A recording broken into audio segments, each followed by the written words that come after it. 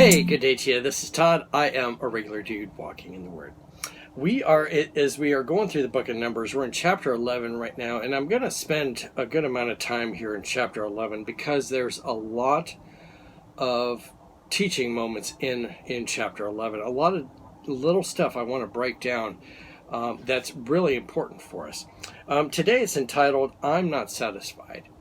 You're going to find out if you go through life and you're not satisfied with what you have, you're in for a world of hurt because you're never going to be satisfied I'm talking mostly about possessions and food and stuff like that. It's different if you're starving and you don't have a house and stuff like that. Well, yeah, you should not be satisfied with that.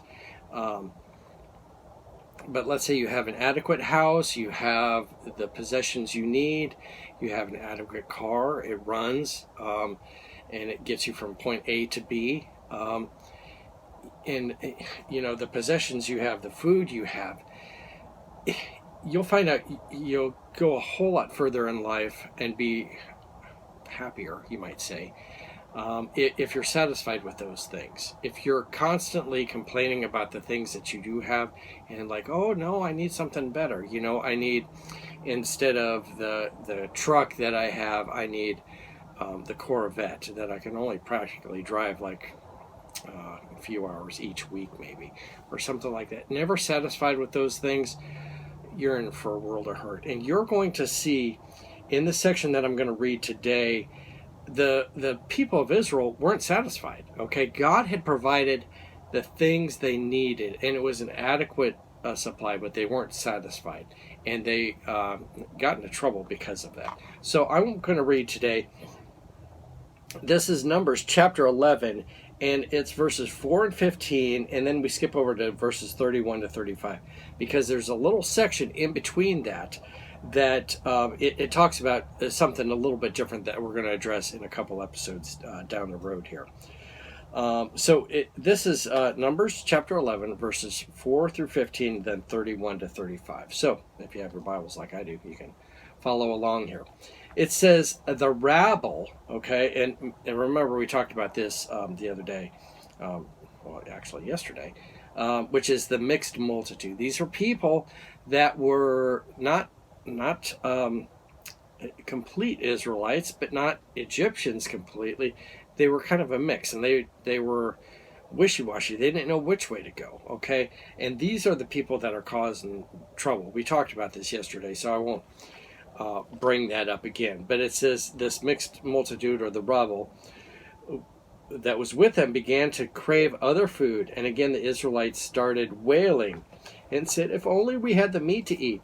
We remember the fish we ate in Egypt at no cost, also the cucumbers, the melons, the leeks, the onions, and the garlic.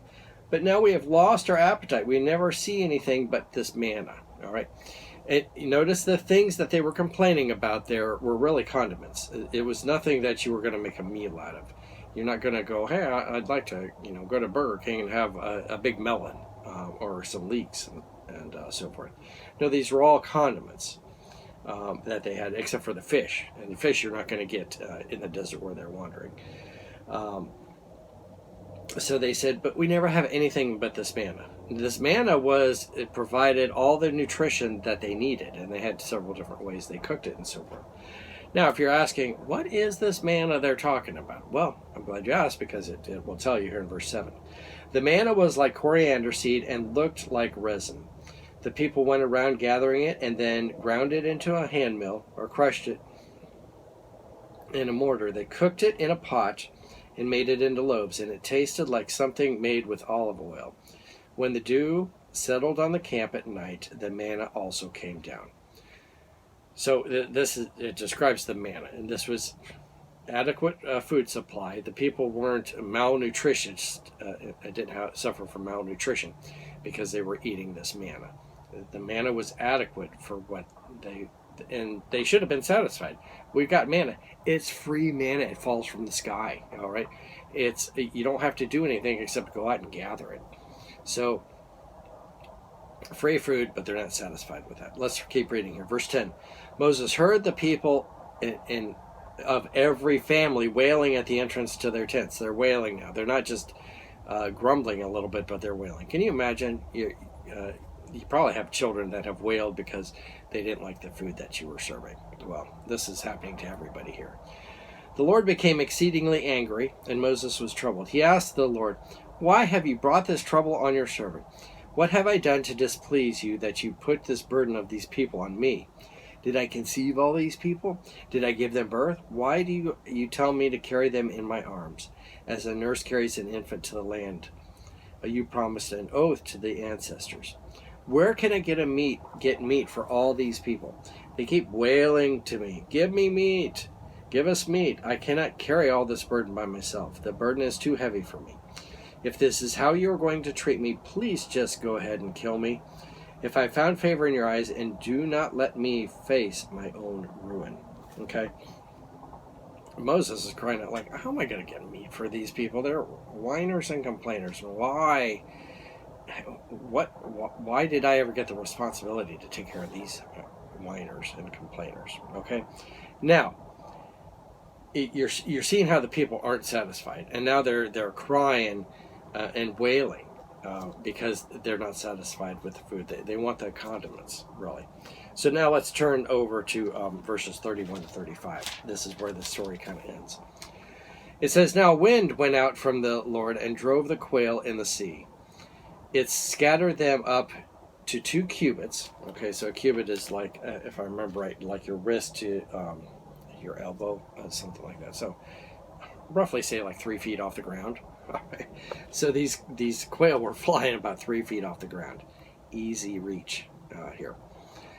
It scattered them about 2 cubits deep all around the camp, as far as a day's walk in any direction. Oh my goodness, this is a day's walk in any direction. There's all this quail all over the place. All that day and night and all the next day, the people went out and gathered quail. No one gathered less than 2 homers, okay? And you're asking 2 homers. That is equal to possibly about 1 3/4 tons, or about 6 metric. Well, anyway, it's a lot. And it's the least of these people didn't gather that. It would be like 2 bushels, if I remember correctly. So the least of these people, the people that were the weakest, had a plenty of food, okay? Then they spread them out all around the camp. But while the meat was still between their teeth, and before it could be consumed, the anger of the Lord burned against the people, and he struck them with a severe plague. Therefore the place was named Kibroth Hattaavah, because they buried the people who had craved other food. From Kibroth Hattaavah, the people traveled to Hezroth and stayed there. Okay, they weren't satisfied, and God gave them so much of that quail, they were getting sick off of it. And then he also brought a plague because he was sick of all this complaining and stuff. I bring that up, and also Galatians 6:8, it talks about this. It says, "Whoever sows to please their flesh, from their flesh will reap destruction." Okay, that's what they were doing. They were pleasing the flesh, and in the end, the flesh got sick from eating all this quail. So much quail. You've done this. I'm sure you've done this. Like, hey, I love this candy or whatever, and you go, oh, let's say you like a Snickers bar, and you're like, oh, I really love a Snickers bar. Well, you love it so much, you're like, oh, I think I'm going to have 3. Well, you have 3 of them, and you're sick, and you're like, oh, why did I have 3 of these Snicker bars? 1 is good, and I should be satisfied with it 1. But when I have 3 of them, I get sick, and I don't want to see another Snickers bar, okay? It's kind of like, you see, I saw this advertised someplace. It was a store, and it had a candy buffet, and it was like, I don't know, $15 or something like that, maybe even cheaper. And I'm thinking, oh, what an interesting idea. And then I thought, I mean, candy is fine for a little bit, but who wants to make a buffet out of that?